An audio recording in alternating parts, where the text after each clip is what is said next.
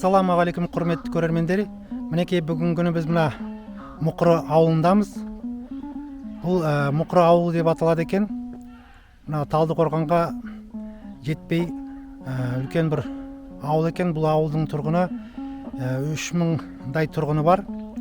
Мұқыры дейтін бұл Қалмақ батыры кезінде сол Қалмақ батырын Елшібектің ұлы Бағай батыр өлтіріп жекпе-жекте басын алған екен. Бірақ осы ауылдың аты осы жерде өзен, Мұқыры өзені деген, Мұқыры ауылы деген ауыл екен.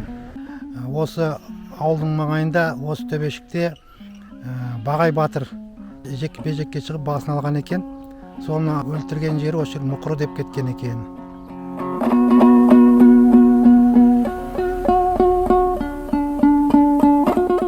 Қазақ жерінің шығысында күшейіп, көршілеріне көз аларта бастаған жоңғар Қалмақ мемлекеті елімізді Ақтабан шұбырынды Алқакөл Сұламан әулетіне ұрындырғаны тарихтан белгілі.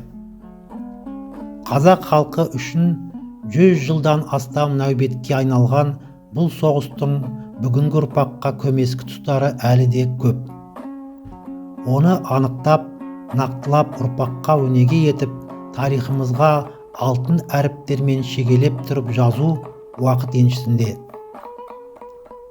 Ұлт тағдыры қыл үстінде тұрған сәтте елім деп еңіреп жүрген қазақ батырлары жан кешті шайқаста шешуші рөл атқарып, ел жұртын аман алып қалған.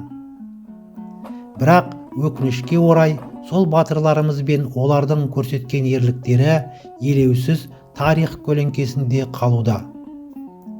Бүгінгі жас ұрпақ батыр бабаларымыз бен олардың ерліктері жайлы мүлдем хабарсыз десек те болады. Есесіне ата жау болған жоңғар батырларының есімдері ел аузында. Өйткені елімізде олардың атына берілген елді мекендер мен жер, су, ауыл атаулары жиі кездеседі. Бұл қазақ азаматтары үшін үлкен сын.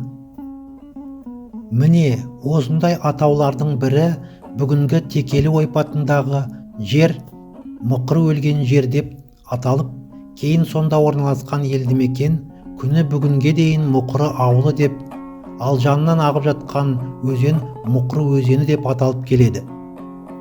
Сонымен Мұқыры деген кім? Мұқыры Қалмақтың батыры.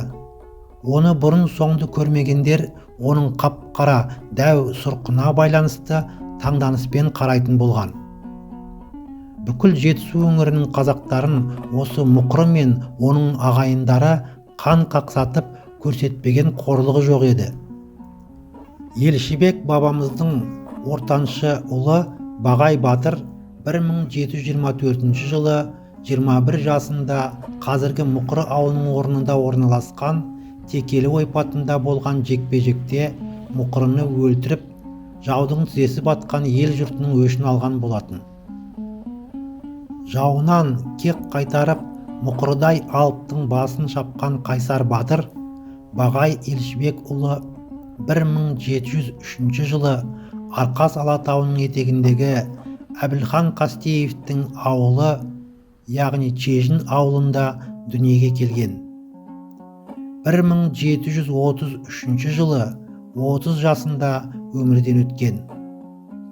Ал ең өкініштісі Мұқырының басын шапқан қазақтың хас батыры Бағайдың атында ештеңе жоқ.